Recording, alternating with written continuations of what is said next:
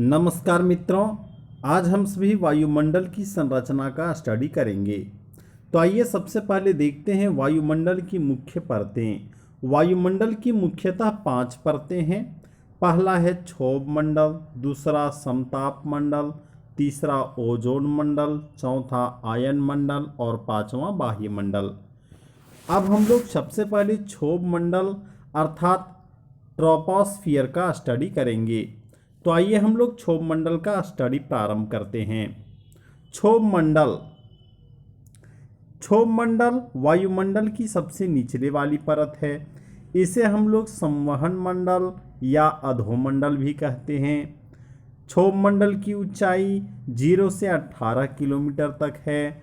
ध्रुवों पर इसकी ऊंचाई 8 किलोमीटर और विषुवत रेखा पर इसकी ऊंचाई 18 किलोमीटर है। क्षोभ मंडल में तापमान गिरावट की दर प्रति 165 मीटर की ऊंचाई पर 1 डिग्री सेल्सियस है। इसका तात्पर्य यह है कि क्षोभ मंडल में जब हम 165 मीटर ऊपर जाते हैं तो 1 डिग्री सेल्सियस तापमान कम हो जाता है। आगे देखेंगे, प्रति 1 किलोमीटर की ऊंचाई पर 6.4 डिग्री सेल्सियस तापमान की गिरावट होती है। मुख्य वायुमंडलीय घटनाएं जैसे बादल, आंधी, वर्षा इत्यादि क्षोभ मंडल में ही घटित होते हैं। अब हम लोग वायुमंडल के दूसरे लेयर समताप मंडल का स्टडी करेंगे। समताप मंडल स्ट्राटोस्फियर। तो हम लोग देखेंगे समताप मंडल के बारे में। समताप मंडल की ऊंचाई 18 से 32 किलोमीटर तक है। ध्रुवों पर इसकी मोटाई सबसे अधिक है। वायुयान उड़ाने के लिए आदर्श स्थिति समताप मंडल में ही होती है। कभी कभी इसमें विशेष प्रकार के मेघों का निर्माण होता है जिसे हम लोग मूलाभ मेघ अर्थात मदर ऑफ पियरल क्लाउड कहते हैं। अब हम लोग वायुमंडल के तीसरे लेयर ओजोन मंडल का स्टडी करेंगे। ओजोन मंडल अर्थात ओजोनोस्फियर। ओजोन मंडल की ऊंचाई 32 किलोमीटर से 60 किलोमीटर की ऊंचाई तक है। ओजोन गैस की परत सूर्य से आने वाली पराबैंगनी किरणों को अवशोषित कर लेती है। इस प्रकार ओजोन मंडल पृथ्वी का सुरक्षा कवच है। ओजोन परत को नष्ट करने वाली गैस CFC अर्थात क्लोरोफ्लोरोकार्बन है। CFC एयर कंडीशनर, रेफ्रिजरेटर आदि मुख्य स्रोतों से उत्पन्न होता है। CFC में उपस्थित सक्रिय क्लोरीन ओजोन परत के क्षरण का मुख्य कारक है। ओजोन परत की मोटाई मापने का मात्रक डॉप्सन इकाई है।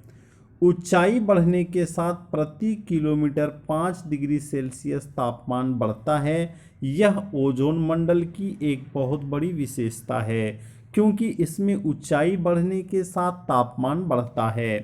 अब हम लोग आयन मंडल का स्टडी करेंगे। आयन मंडल अर्थात आयनोस्फियर।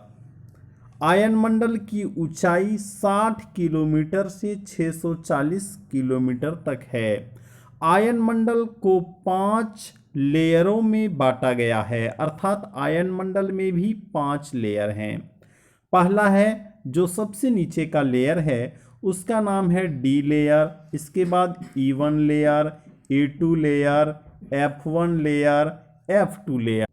मुख्य बात यह है कि डी लेयर से लॉन्ग रेडियो वेव्स परावर्तित होता है और E1, E2, F1 और F2 लेयर से शॉर्ट रेडियो वेव्स परावर्तित होता है। अब हम लोग रेडियो वेव्स के उपयोग के बारे में जानेंगे। पृथ्वी पर रेडियो, टेलीविज़न, टेलीफोन एवं रडार की सुविधा रेडियो वेव्स ही प्रदान करती है।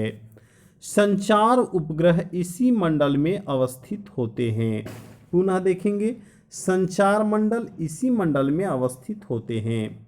अब हम लोग वायुमंडल के सबसे ऊपरी लेयर बाह्य मंडल का स्टडी करेंगे जिसे हम लोग एक्सोस्फियर भी कहते हैं।